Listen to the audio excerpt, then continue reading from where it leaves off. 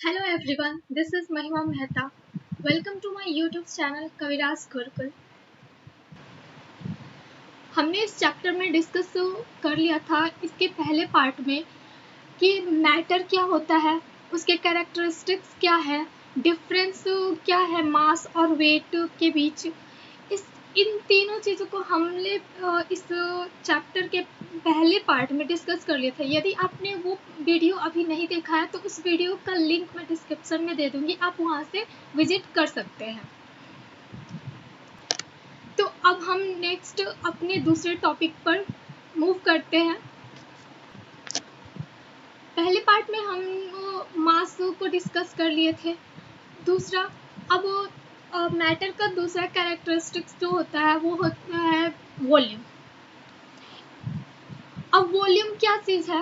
All matter occupies a space, the space occupied by any matter is called its volume. Matter चाहे कोई भी हो वो space को ऑक्यूपाई करता है।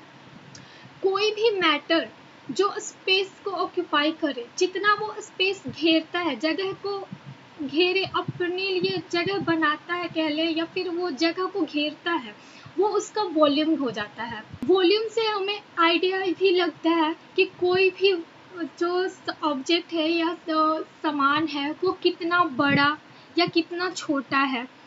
मान लो हम फ्रिज का ले यदि एग्जाम्पल, तो ये फ्रिज साइज में छोटा है, ये फ्रिज जो है इसका साइज बड़ा है, मतलब इस फ्रिज का वॉल्यूम ज़्यादा है, इस फ्रिज का वॉल्यूम कम है।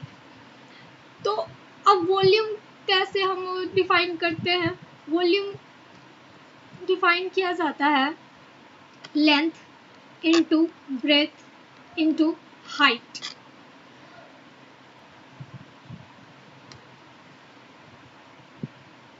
फ्रिज का ये लेंथ हो गया,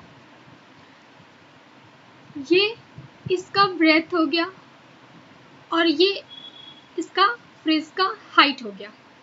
तो इन तीनों को जब मल्टीप्लाई करेंगे, जितने भी ये सेंटीमीटर में मीटर में जो भी इनका मेजरमेंट यूनिट होगा, उसमें हम यदि उस वैल्यू को लेकर यदि हम मल्टीप्लाई करें तो फ्रिज का टोटल वॉल्यूम आता है।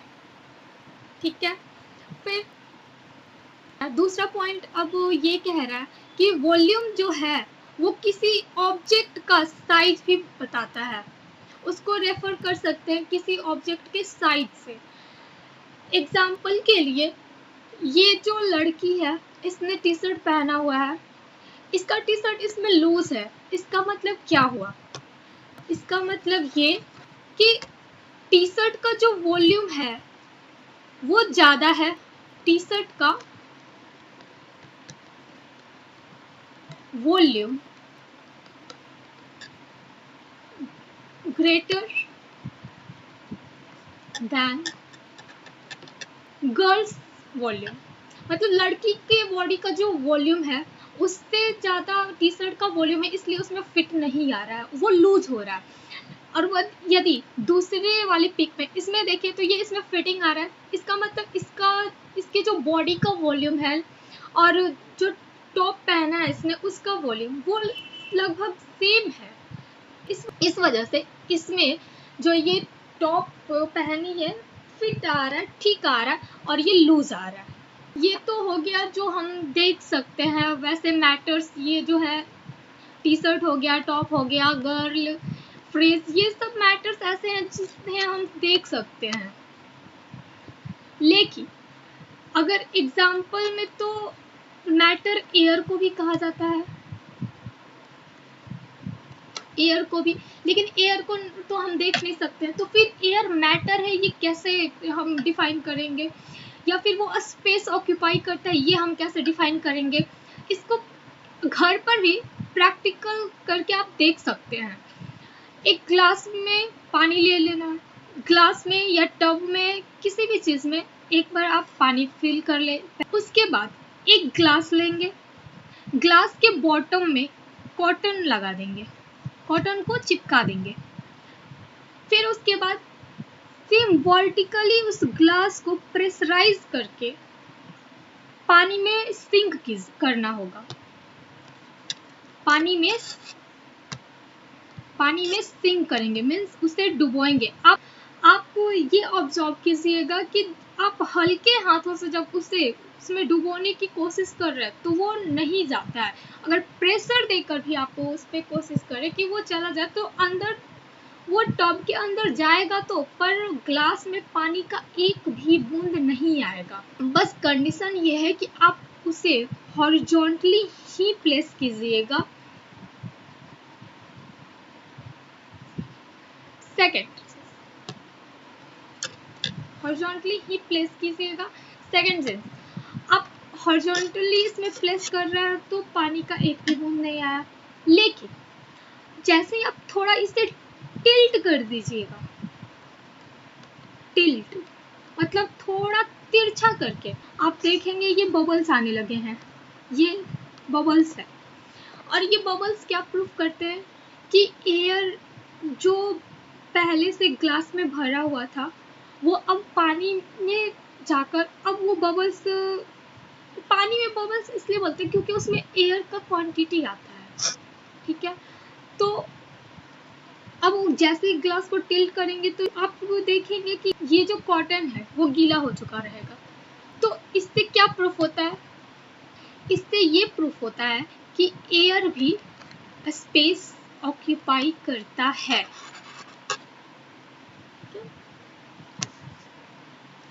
नेक्स्ट कैरेक्टर की बात करें मैटर की, तो सेंस, वैसे सारी ऑब्जेक्ट थिंग्स जिसे हम अपने सेंस ऑर्गन्स के थ्रू भी फील करते हैं या फिर उसे महसूस करते हैं, देख सकते हैं। सेंस ऑर्गन्स 5 होते हैं ह्यूमन बीइंग के पास। फर्स्ट आई, पहली कह कि ऐसा कोई भी चीज़ जिसे हम देख सकते हैं वो मैटर है, तो फर्स्ट ये सी। दूसरा, ऐसा जो टेस्ट के थ्रू पता चले। अब कोई स्पाइसी चीज़ हो, स्पाइसी कोई भी चीज़ स्पाइसी है, स्वीट है या सावर है, मीन्स खट्टा मीठा तीखा, ये सब हम कैसे बता पाते हैं? टेस्ट के थ्रू ही। और टेस्ट, यदि मिर्च जो होता है वो तीखा होता है तो हम कैसे कह सकते हैं कि वो तो मिर्च है, तीखा है? एक तो देख पा रहे हैं, दूसरा हम उसका टेस्ट करके बताया कि वो तीखा है। नेक्स्ट सेंस ऑर्गन की बात करें तो नोज है। अब नोज कैसे हेल्प करेगा हमें ये जानने में कि कोई चीज़ मैटर है या क्या है, इसका देखते हैं। नोज यहाँ पर स्मेल के थ्रू हमें पता चलेगा। स्मेल, अब ये क्या, मान लो ये फ्लावर है। अब फ्लावर कोई फ्रेग्रेंस वाले होते हैं, कोई नॉन फ्रेग्रेंस होते हैं, तो हमें कैसे पता चलता है कि गुलाब का फूल सुगंध आ रहा है, ये गुलाब का फूल है, कहीं पर जैस्मिन का फूल हो, हम देखते नहीं है लेकिन फिर भी हम उसकी सुगंध को, हमारे पास उसका जो सुगंध है तो हम कहते हैं कि गुलाब का फूल है, ये जैस्मिन का फूल है। इसका मतलब जो उस फ्लावर के फ्रेग्रेंस पार्टिकल्स हैं वो एयर में मिक्स होके हमारे तक पहुंचते हैं, तब हम बता पाते हैं कि ये कौन सा फूल है। सेम वैसे ही नेक्स्ट जो हमारा सेंस ऑर्गन है वो हैंड कह ले या फिर स्किन होता है। तो कोई चीज़ कोल्ड है, हॉट है, ये सब हम कैसे बता पाते हैं? फील करके।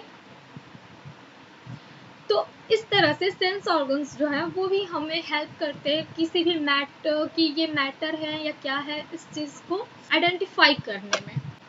और नेक्स्ट एक और बात, जैसे अभी मैं बोली एयर मैटर है, बट लाइट और साउंड ये मैटर नहीं है।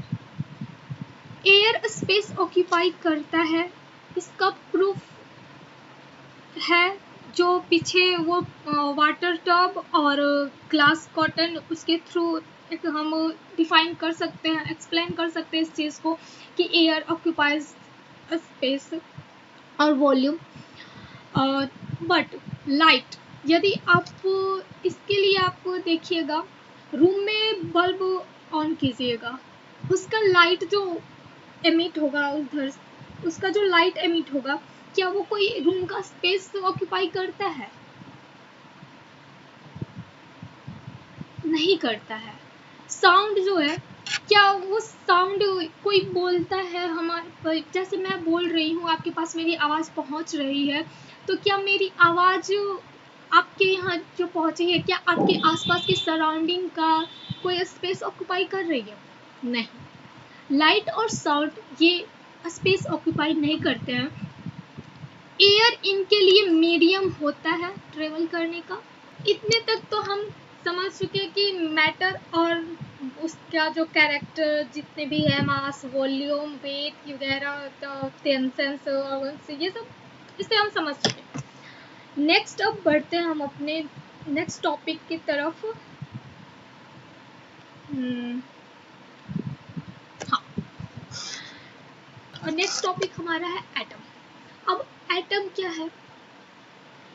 जैसे कि जब मैटर मैं समझा रही थी तो उस टाइम भी मैं बताई हूँ कि मैटर जो है वो एटम से मिलकर बना होता है। मैटर का सबसे स्मॉलेस्ट पार्टिकल जो है उसको हम एटम नाम देते हैं। हालांकि एटम भी सबसे फंडामेंटल यूनिट है नहीं, एटम्स के भी फंडामेंटल यूनिट्स है, वो फर्दर डिवाइड हो चुका है, वो भी फर्दर उसके डिविजिबल पार्टिकल्स हैं। तो पहले देखते हैं इसको डिफाइन कैसे कर सकते हैं हम। An atom is not the smallest particle of the matter, जो कि अभी मैं बताई कि जब स्टार्टिंग में देखा गया था तो एटम इसका ये ग्रीक वर्ड है, इसका जो मीनिंग होता है वो होता है कि इसे नॉट फर्दर डिविजिबल, इसको फर्दर हम डिवाइड नहीं कर सकते हैं। लेकिन उसके कुछ टाइम बाद एक्सपेरिमेंट हुए, उसमें ये पता चला कि नहीं, एटम को हम डिवाइड आगे कर सकते हैं, मतलब वो फर्दर डिवाइड होता है। इलेक्ट्रॉन्स, प्रोटॉन्स, न्यूट्रॉन्स, इसमें ये होते हैं इनके फंडामेंटल पार्टिकल्स। किसी भी मैटर का या एटम का कह ले तो fundamental particles electron, proton, neutron होते हैं। ठीक है, हाँ। It is further made up of small particles called proton, neutrons and electrons. Same way thing. अब कुछ पॉइंट को समझते हैं। Protons and neutrons. Protons and neutrons are present in small core called nucleus. अब एटम तो ठीक है, हम मान लिए। अब एटम और मैटर तो समझ गए, पर ये प्रोटॉन और न्यूट्रॉन्स क्या है? ये जो हमने कहा कि ये फंडामेंटल यूनिट्स है एटम के, प्रोटॉन, न्यूट्रॉन, इलेक्ट्रॉन्स, तो ये है क्या? और ये यदि एटम में होते हैं तो कहाँ प्रेजेंट होते हैं, इस चीज़ को हम समझते हैं। अब तो प्रोटॉन, न्यूट्रॉन जो होते हैं वो एटम के न्यूक्लियस में होते हैं, न्यूक्लियस में प्रेजेंट होते हैं। एक एटम है ये, मान लो, इसका एकदम सेंटर में जो पॉइंट होता है वो होता है न्यूक्लियस।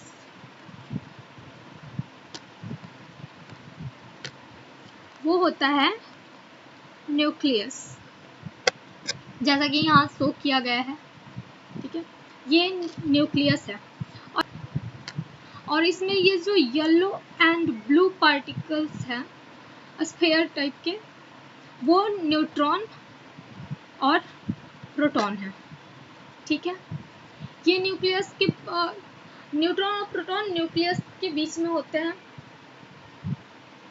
सॉरी, एटम के बीच में जो न्यूक्लियस होता है उसमें प्रेजेंट होते हैं। इसी वजह से, चूंकि ये न्यूक्लियस पे प्रेजेंट होते हैं, इस वजह से इन्हें न्यूक्लियॉन्स भी कहते हैं। नाइट्रोजन नहीं, न्यूट्रॉन एंड प्रोटॉन को न्यूक्लियॉन्स भी कहते हैं, न्यूक्लियॉन्स। ठीक है, लेकिन ये तो एक जगह सेंटर में बैठे रहते हैं,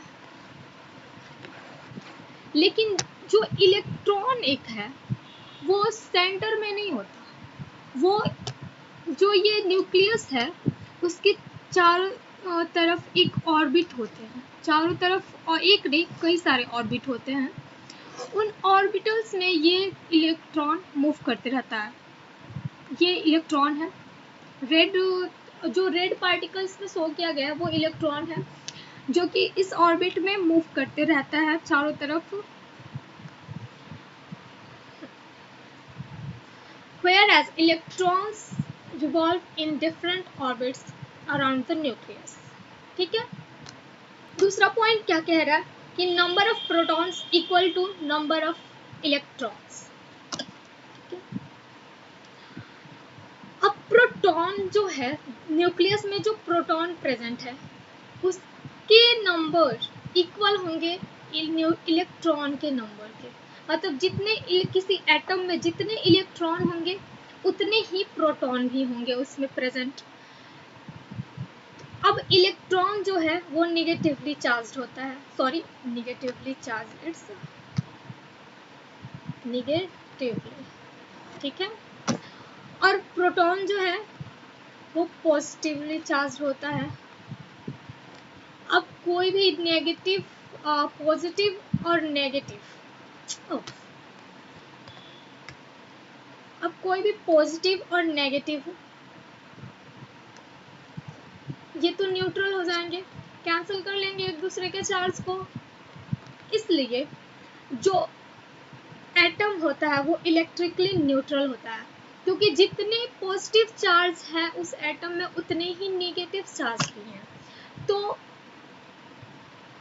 एटम जो है वो न्यूट्रल हो जाएगा, कोई इलेक्ट्रॉन्स नहीं रहेंगे उस पर, ना कोई पॉजिटिव चार्ज रहेगा ना नेगेटिव चार्ज रहेगा, इसलिए वो इलेक्ट्रिकली न्यूट्रल हो जाते हैं। अब एक टर्म और आता है, नेक्स्ट पॉइंट यदि हम देखें तो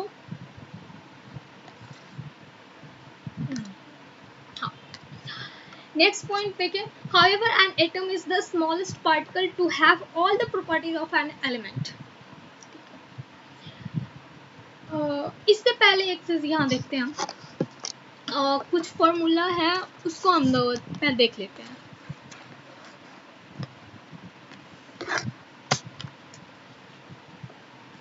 अभी जैसे इसमें यदि हम इलेक्ट्रॉन्स को काउंट करना चाहें तो इलेक्ट्रॉन्स कितने हैं इसमें काउंट कर सकते हैं हम। फर्स्ट ऑर्बिट में 2 है, सेकेंड ऑर्बिट में भी 8 है, और थर्ड वाला जो ये ऑर्बिट है वहाँ भी 8 प्रेजेंट है। तो 8 + 8 + 2 = 18। अब 18 जो है वो किसका एटॉमिक नंबर है। एक और चीज, एटॉमिक नंबर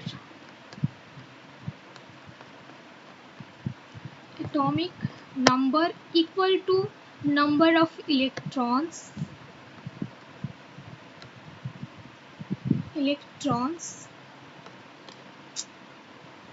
बीच में क्या है, इलेक्ट्रॉन्स, ठीक है। और इससे पहले मैं बताई ना, number of electrons equal to number of protons, और यहाँ पर मैं लिखी हूँ atomic number equal to number of electrons. इसका मतलब हम कह सकते हैं कि एटॉमिक नंबर जो होता है वो प्रोटॉन के भी, नंबर ऑफ प्रोटॉन के भी इक्वल होते हैं, ऐसा कह सकते हैं हम। तो अब 18 जो है वो किसका एटॉमिक नंबर है, आर्गन का। तो हम कह सकते हैं ना कि आर्गन जो है एटम, इसका एटॉमिक नंबर 18 है, इसमें नंबर ऑफ इलेक्ट्रॉन्स जो है वो भी 18 है, नंबर ऑफ प्रोटॉन्स जो है वो भी 18 है, ठीक है। अब वो इलेक्ट्रॉन्स और प्रोटॉन की तो बात होगी, एक और है यहाँ बचा हुआ है जो है न्यूट्रॉन।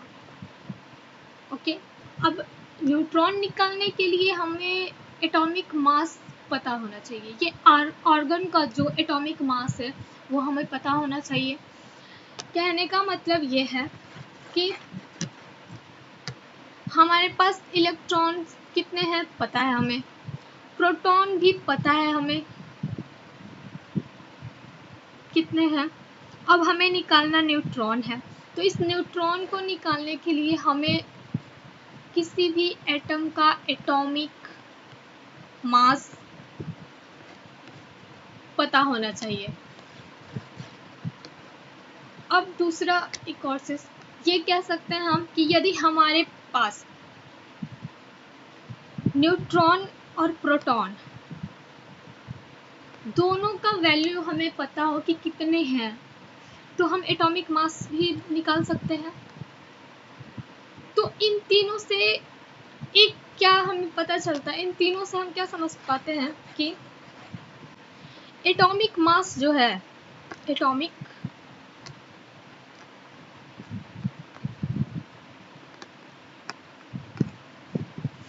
एटॉमिक मास जो है वो इक्वल होता है number of proton plus number of neutrons. ये फॉर्मूला हमारे पास बन के आता है TRONS। या ठीक है।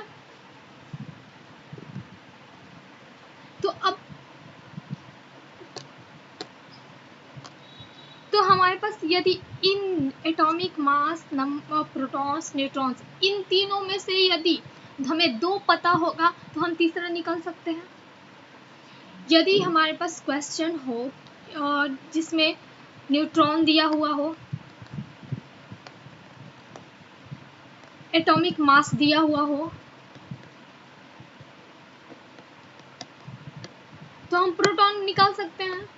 और यदि हम प्रोटॉन निकाल दिए तो उसके बेस पर हम इलेक्ट्रॉन भी निकाल सकते हैं, है कि नहीं। प्रोटॉन इक्वल टू इलेक्ट्रॉन होता है। अब प्रोटॉन जो है वो एटॉमिक नंबर के भी तो इक्वल होता है। अब प्रोटॉन जो है वो एटॉमिक नंबर के भी इक्वल होता है। तो यदि इनमें से यदि हमें न्यूट्रॉन और यदि इनमें से हमें सारे डेटा ना भी पता हो तो हम उससे दूसरे वाले को निकाल सकते हैं, इजीली निकाल सकते हैं। अब नेक्स्ट पॉइंट जो इसमें है, पहले इसको इरेज कर लें।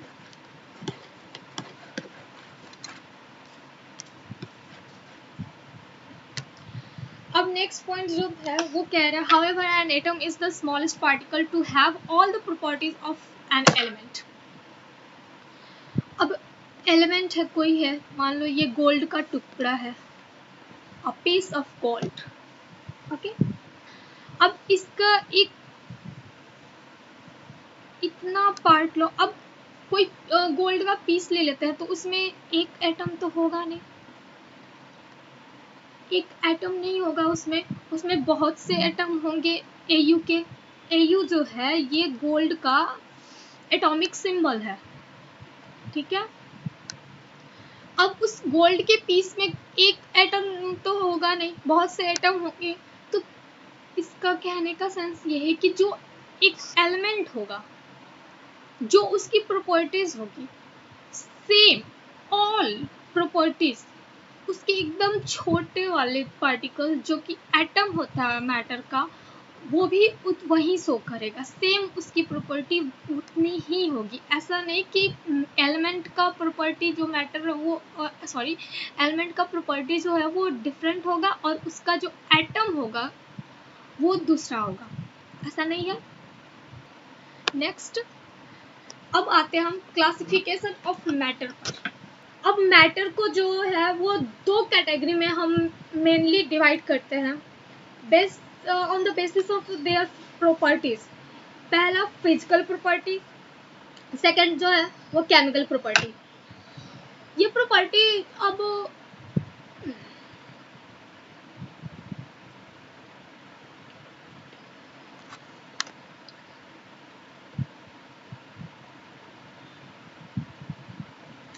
फिजिकल प्रॉपर्टी वो होता है जो एक्सटर्नली लाइक उसमें कोई भी केमिकल रिएक्शंस नहीं हो रहे हैं, वो फिजिकल प्रॉपर्टीज में आ जाएंगे। दूसरा केमिकल प्रॉपर्टीज ये हो गया कि उसमें कोई केमिकल रिएक्शंस हो रहे हैं या फिर वो केमिकली चेंज उसको कर सकते हैं, हम उसको मॉडिफाई कर सकते हैं, वो केमिकल प्रॉपर्टीज उसका हो गया किसी भी मैटर का। तो फिजिकल प्रॉपर्टीज को हम अगेन 3 पार्ट में डिवाइड करके उसे इजीली समझ सकते हैं कि फिजिकल प्रॉपर्टी आखिर होता क्या है किसी भी मैटर का। मेनली इसे डिवाइड किया गया है 3 पार्ट, मतलब 3 टाइप्स के होते हैं, जिसे स्टेट ऑफ मैटर भी कहते हैं, फिजिकल स्टेट ऑफ मैटर। ठीक है, first solid, second liquid, third gas. अब ये जो यहाँ शो किया गया है पिक्चर, इसमें आप देखेंगे ये जो मैटर के पार्टिकल्स है वो एक दूसरे से काफी कम्पैक्ट तरीके से क्लोज्ड है वो, लेकिन लिक्विड में आप देखेंगे तो इसके मॉलिक्यूल्स जो है वो थोड़ी दूर है, और गैस में उससे भी ज्यादा दूर है। लेकिन इन तीनों स्टेट के अलावा भी 2 और स्टेट हैं। वैसे यहाँ लिखा गया है कि बट रिसेंट स्टडीज, एनसीईआरटी के बुक में अभी भी रिसेंट स्टडीज लिख के आ रहा है, पर जब मैं 7th क्लास में थी उस टाइम भी रिसेंट स्टडी ही कहा गया था, आज से लगभग 7-8 साल पहले। उस टाइम भी ये रिसेंट स्टडी था, अभी भी ये रिसेंट स्टडी है। अब पता नहीं किस पे में ये अभी भी रिसेंट लिखे हुए हैं, मैं नहीं समझ पा रही हूँ इस बात को। तो या फिर हो सकता है कि ये जो प्लाज्मा और बॉस आइंस्टाइन होता है यहाँ ओ होगा। ठीक है, तो ये जो 2 स्टेट है हो सकता है ये अभी भी रिसर्चेबल टॉपिक्स है। सॉलिड लिक्विड गैस के तो मतलब इस प्रॉपर्टी वाले मैटर्स तो बहुत सारे दिख जाते हैं हमारे सराउंडिंग में, लेकिन प्लाज्मा और बॉस आइंस्टाइन कंडेंसेट वाले जो होते हैं वो अभी उतने नहीं मिल पाए हैं। शायद हो सकता है इस वे में अभी भी इसे रिसेंट स्टडी लिखा जा रहा होगा। प्लाज्मा कौन सा स्टेट होता है? स्टेट आप समझ रहे कि अवस्था, कौन सी सिचुएशन में, कौन सी कंडीशन में ये बनता होगा कि प्लाज्मा क्या है, कैसे। सॉलिड तो हम समझ सकते हैं, जैसे ईट देख ले रहे हैं, ईट हो गया। घर का यदि ले ले तो चेयर, बेंच, डेस्क, ये जो भी अलमीरा, जो भी चीज़ है सारी सॉलिड होती है। और लिक्विड लाइक वाटर, ऑयल, ये सारी चीज़ें लिक्विड है। और गैस तो ऐसे ही एयर जो हम हमेशा सांस लेते रह रहे हैं वो तो गैस ही है। लेकिन प्लाज्मा क्या है? प्लाज्मा वो स्टेट है किसी भी मैटर का, वो स्टेट है जो ना ही वो सॉलिड रहता है और ना ही लिक्विड रहता है। उसमें आप देखेंगे तो वो प्रॉपर्टी सॉलिड वाला भी शो करता है और लिक्विड वाला भी प्रॉपर्टी शो करता है। अब सॉलिड का प्रॉपर्टी शो करता है इस वजह से इसे हम हाथ में भी इजीली पकड़ सकते हैं, कैच, अपने पाम में इसको कैच किए रह सकते हैं। और लिक्विड का प्रॉपर्टी शो करता है, तो यदि उसे हाथ, मान लो हाथ से यदि नीचे छूट जाए तो वो लिक्विड की तरफ कुछ दूर तक फ्लो भी कर जाता है। तो ये होता है प्लाज्मा स्टेट किसी भी मैटर का। सारे मैटर ये शो नहीं करते, अलग एक लेबोरेटरी में वैसे बनाया गया है, एक स्लाइम वर्ड है, उसका नाम दिया गया है स्लाइम।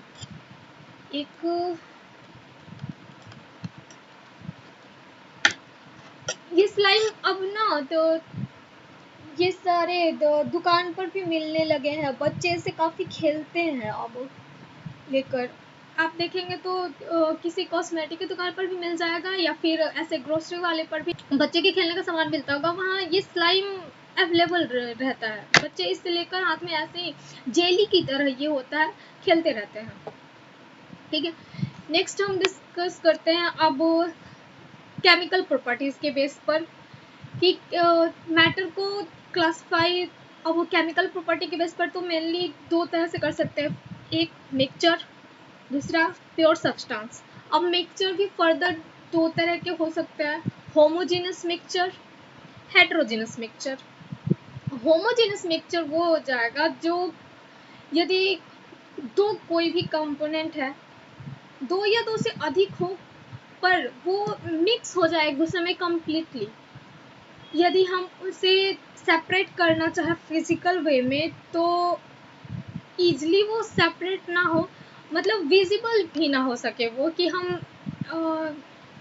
जैसे एग्जांपल यदि लेते हैं तो शुगर और वाटर का मिक्सचर, यदि हम ग्लास में पानी लेते हैं और उसमें 1 चम्मच शुगर डालते हैं या फिर नमक डालते हैं, तो वो उसमें कम्प्लीटली मिक्सअप हो जाता है। ऐसा तो है नहीं कि फिर घुल जाने के बाद हम उसमें ये बता सकते हैं कि वाटर का जो मॉलिक्यूल है वो इधर है, जो शुगर है वो इधर है, वो दिखता तो है नहीं कि अब कहाँ है वो। इसका मतलब वो कम्प्लीटली मिक्सबल हो गया, वो होमोजीनस मिक्सचर बन चुका है। हेट्रोजीनस की बात करें तो वो मिक्सचर जिसमें अगर उनका जो कंपोजिशन होता है, जो हम उसका मिक्सचर बनाएंगे वो विजिबल होते हैं, कम्प्लीटली मिक्सेबल, कम्प्लीटली या फिर नेग्लिजिबल मिक्सेबल होते हैं। जैसे वाटर एंड सैंड का मिक्सचर हम बनाए तो बालू जो है वो कितना भी हम उसको उसमें स्टेयर करें कि घुल जाए, वो घुलेगा है नहीं उसमें, तो वो हम विजिबल है कि हम देख सकते हैं उसे कि उसके बॉटम में बालू जो है वो उसके बॉटम में जाकर सेडिमेंट की तरफ, मतलब बॉटम में जाके बैठ चुका है। तो एक एग्जांपल ये हो गया।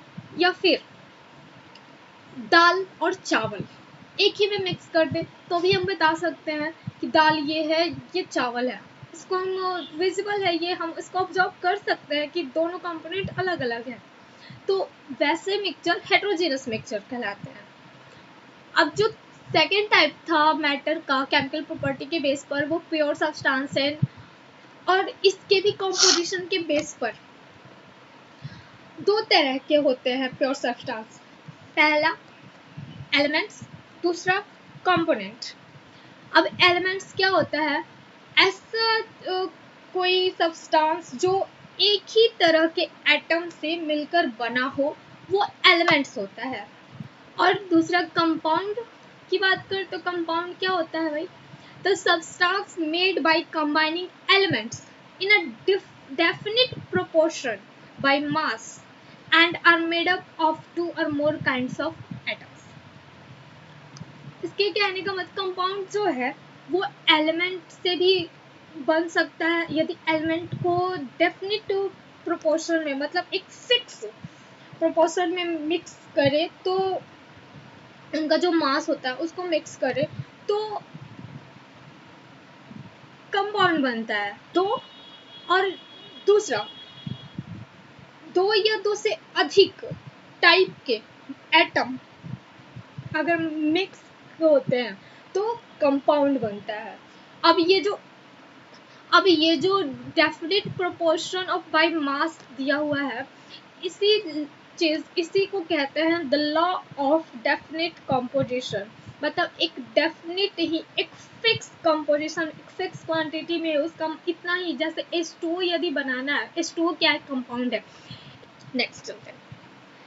तो एक अब इतना सारा जो भी हम पढ़े हैं उसमें कुछ वर्ड्स आए हैं जो कि अच्छे से क्लियर नहीं होंगे। एक तो एटम, मतलब क्लियर तो हो गया कि ये एग्जैक्टली होते क्या हैं, पर इन जो वर्ड्स में अभी लिखने वाली हूँ इनमें एग्जैक्टली क्या बताना चाहते हैं, डिफरेंस क्या है इन सब वर्ड्स में, ये क्लियर नहीं हुआ है। एक तो एटम, दूसरा एलिमेंट, तीसरा कंपाउंड,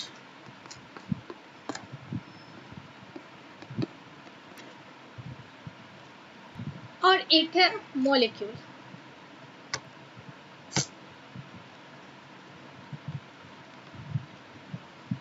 मॉलिक्यूल। अब इन चारों वर्ड को तो पहले समझ लेते हैं।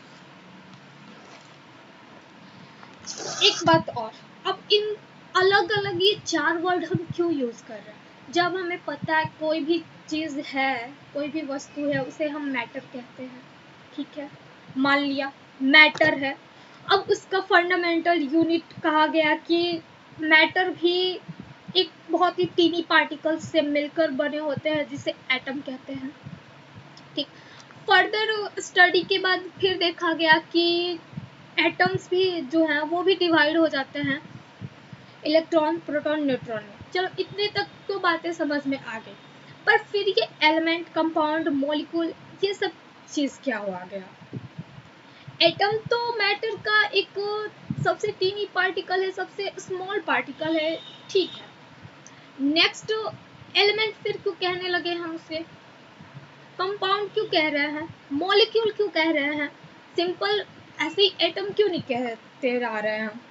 एटम कहेंगे और कितनी सुविधा वाली बात होगी फिर हमारे लिए, ज़्यादा वर्ड्स भी याद नहीं कर रहे होंगे, ज़्यादा टर्म्स, इतने सारे लॉजिक वगैरह कुछ नहीं। तो इन सब चीज़ों को नेक्स्ट हम एलिमेंट, कंपाउंड, मॉलिक्यूल क्यों कह रहे हैं इसको समझ लेते हैं। इनके बीच डिफरेंस क्या है?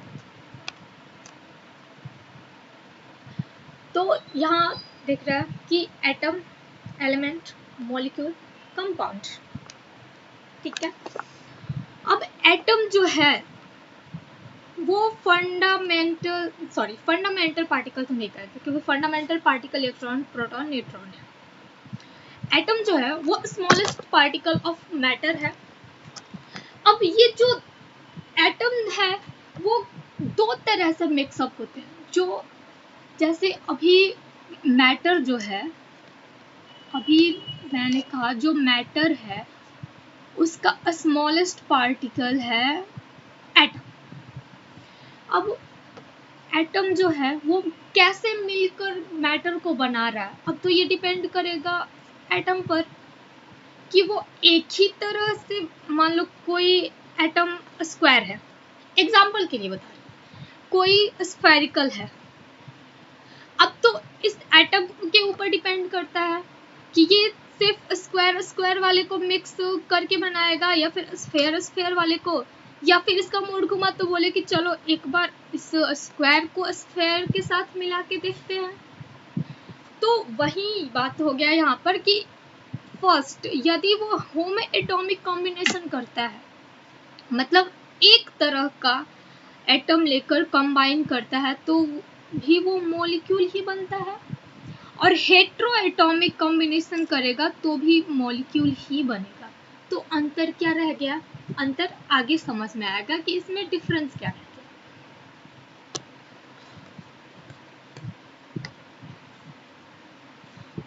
तो यहाँ पर जो ये है, हाँ, होमो एटॉमिक का हो गया कि स्फेयर मिक्स हो रहे हैं, ठीक है, या फिर स्क्वायर मिक्स हो रहे हैं। हेट्रो की बात करें तो हेट्रो में स्क्वायर और स्फेयर दोनों मिक्स हो रहे हैं। दो तरह के, इसमें दो या दो से अधिक तरह के एटम मिक्स होते हैं, तो वो हेट्रो एटॉमिक कॉम्बिनेशन हो गया, और ये एक तरह के हुए तो होमो एटॉमिक कॉम्बिनेशन हो गया। दोनों के कॉम्बिनेशन से बना मॉलिक्यूल ही। अब नेक्स्ट यदि होमो एटॉमिक वाले मॉलिक्यूल की बात करें तो वो फर्दर मोनो एटॉमिक मॉलिक्यूल भी हो सकता है, डाई एटॉमिक मॉलिक्यूल भी हो सकता है। अब ये जो मॉलिक्यूल है वो फर्दर दो तरह से डिवाइड हो रहा है कि मोनो एटॉमिक मॉलिक्यूल और डाई एटॉमिक मॉलिक्यूल। अब ये मोनो और डाई का क्या सेंस हो गया?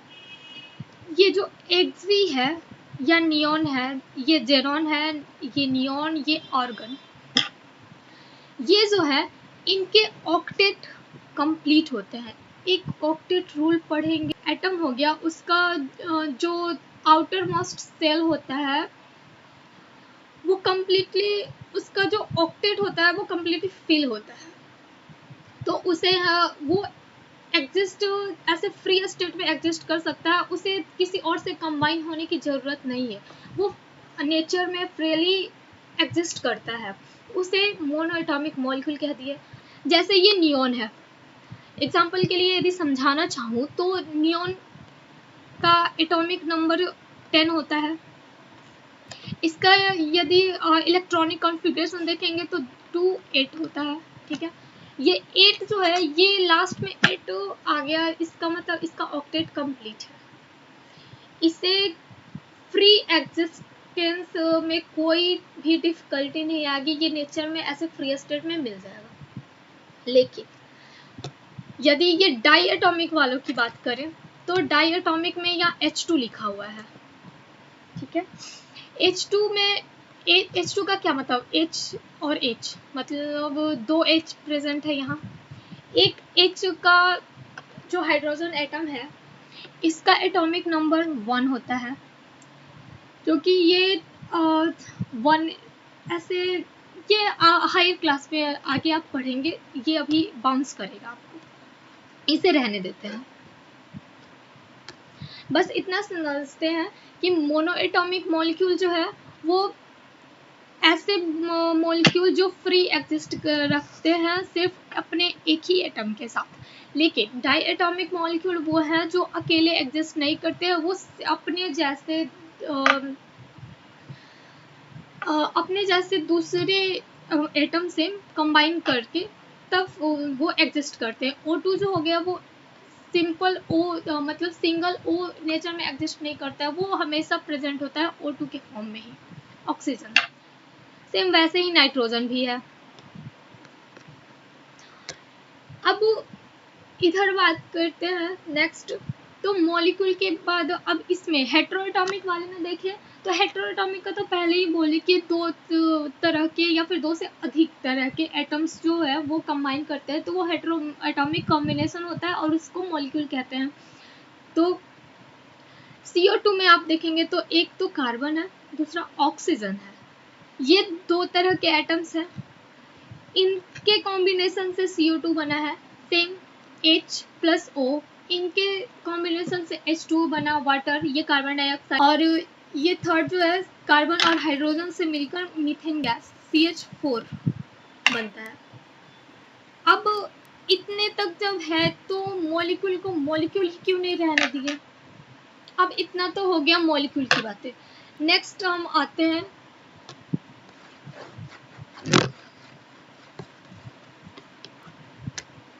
हम बात करते हैं एलिमेंट्स पर।